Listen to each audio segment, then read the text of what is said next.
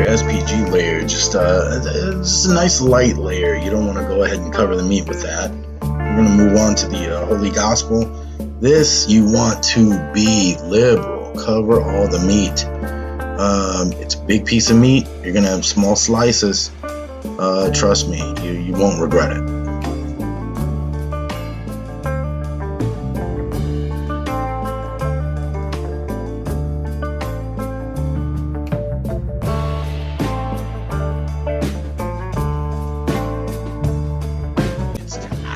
To put this thing on the grill. Alright, as you can see, it's set up for offset smoking. I got a couple of cherry wood chunks in there, along with some Kingsford Charcoal.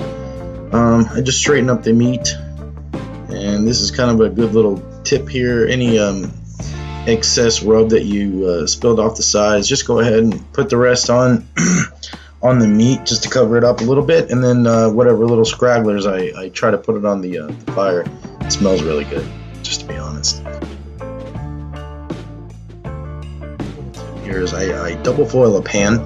I tighten up the first layer of foil on the pan, and then the second layer I just leave kind of open without tightening it down on the pan.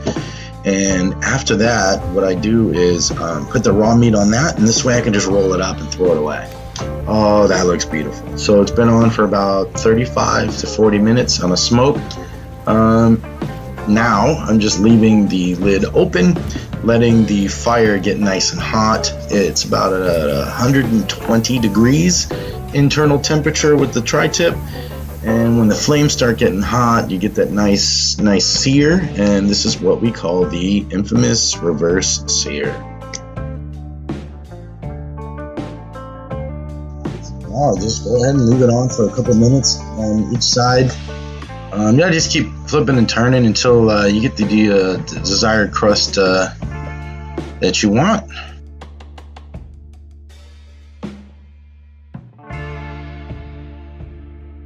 There it is. See, that's that crust building up. Another couple minutes, flip it over. And since it's not really getting any heat to it, just the flamage, it's not actually cooking the internal temperature too much of the meat. So now I'm going to close it for again just a couple minutes, kind of get it back up to temp. I liked it about 135, and now I'm just kind of feeling it, making sure everything's kind of done. And it looks like it is.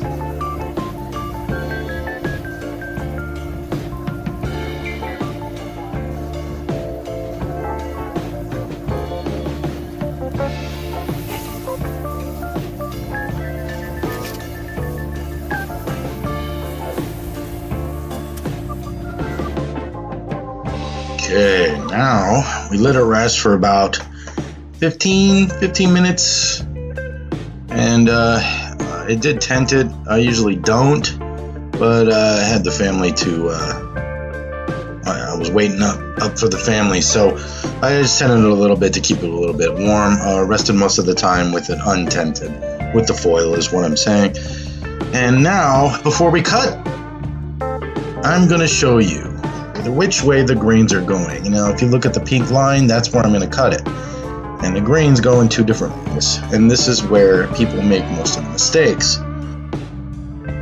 Look, that the grain is going two different ways, and they meet each other about right in the middle.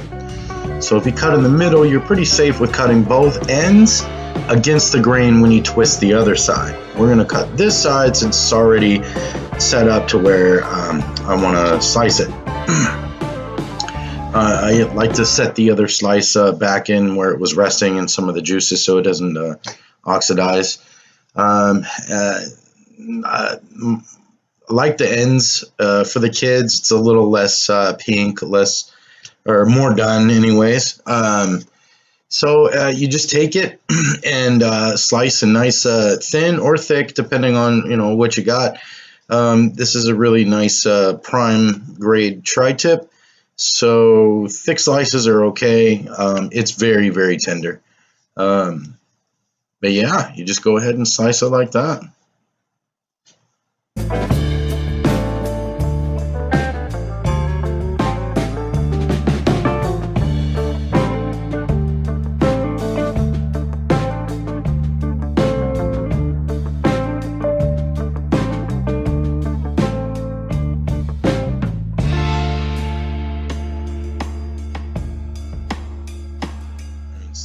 Look at that. Oh, so juicy, so tender, flippy floppy. Definitely not a brisket type of tender. It will melt in your mouth. You can cut these with a fork. So I always like to set all the other pieces after I cut them back into the juices where it was resting, for obvious reasons, and it just keeps it nice and juicy, and I'm able to keep it there while I cut the other slice.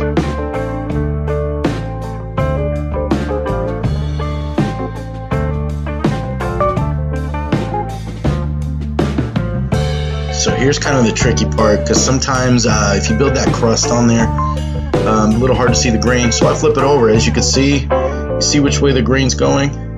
So now I'm going to cut it in the opposite direction.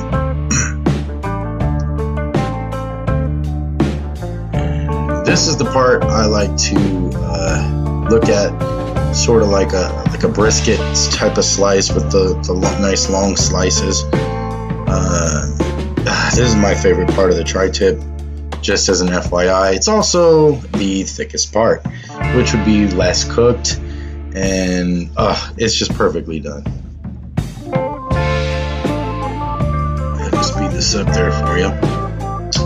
Even though this is my favorite part, I figured we get this thing done. Grab this piece. Look at that. Oh, so velvety and juicy. Seriously, cut it with a fork. Good to go.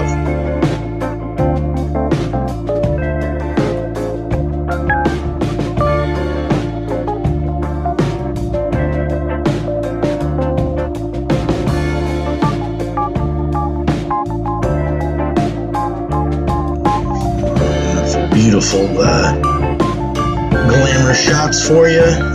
Thank you. Thank you for watching.